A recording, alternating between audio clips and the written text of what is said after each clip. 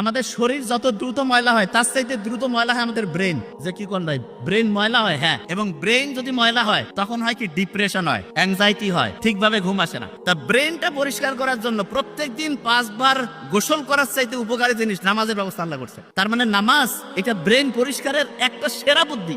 কিভাবে পরিষ্কার হয়? যে অবস্থায় আপনি আছেন শুকরিয়া আদায় করেন। তো এটা যখন আমি পড়লাম তখন মনে হলো আমরা যে সূরা ফাতিহা পড়ি, আলহামদুলিল্লাহ রাব্বিল আলামিন, আল্লাহ তুমি আমাকে যে অবস্থায় রাখছো ভালো রাখছো, এটা হচ্ছে 1 নম্বর প্রয়োজনীয় এবং প্রত্যেক নামাজে প্রত্যেকবার শুরুতে বলতেছি এবং এইটা জীবনের জন্য 1 নম্বর দরকার।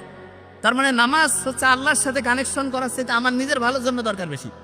নিজে ভালো থাকবো কখন? যখন আমি চিন্তা করি যে আল্লাহ আমার তুমি যে অবস্থায় রাখছো ভালো রাখছো।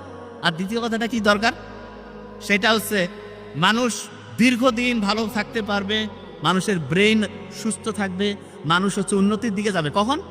যখন কেউ রেগুলার পড়াশোনা করে। কোরআনের প্রথম যে আয়াতটা নাজিল হইল কি ছিল? প্রথম আয়াতটা পড়ো তোমার প্রভুর নামে, ঠিক না? পড়ার কথা বলছে।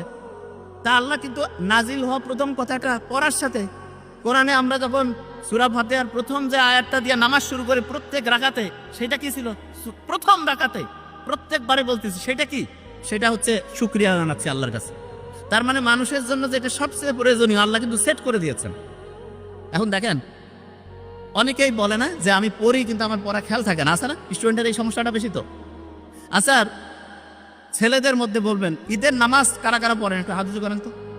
বাকিরা পড়েন না? ঈদের নামাজ প্রত্যেকে পড়ি। আচ্ছা, তাহলে ঈদের নামাজ যে পড়ি, ঈদের নামাজে রিয়েলি আপনাকে এবার হাত উঠাতে বলবো না, অনেকে ভুল করেন না, এদিক ওদিক তাকাচ্ছেন যে কি মানে যাবো নাকি হাত বাঁধবো, হয় না? 100% হয়। কিন্তু যখন আমি এই যে 5 ওয়াক্ত নামাজ পড়ি, এটাতে কি হয়? প্রশ্নই আসে না। কারণটা কি? কারণটা হচ্ছে আপনি এখন বলতে পারেন যে ভাই আমরা তো ওই ঈদের নামাজ মাত্র সেরকম পড়ি নাই। আপনি হিসাব করে দেখেন, প্রত্যেক বছরে 2 বার করে আপনি ঈদের নামাজ পড়েন। আপনি যদি 20 বছর ধরে নামাজ পড়তেছেন, 40 বার পড়ছেন, কিন্তু তারপর আপনার খেয়াল থাকে না। কারণটা কি? কারণটা হচ্ছে ওই যে একটু আগে বলছিলাম, যা কিছু পড়ি 1 সপ্তাহ পরে 80% ভুলে যাই। আপনি ঈদের নামাজ পড়েন তো বছরে 2 বার, আপনার পড়ার যে টেকনিকটা, যে নিয়মটা, সেটা শর্ট টার্ম মেমোরিতে থাকে, লং টার্মে আর রিজার্ভ হয় না। কিন্তু আপনি রেগুলার যে 5 ওয়াক্ত নামাজ পড়েন, এটা আপনার লং টার্ম মেমোরিতে রিজার্ভ হয়ে যায়। এই জন্য ঈদের নামাজটা এইটা থেকে একটা পড়ার টেকনিক বের করা যায়। সেটা কি?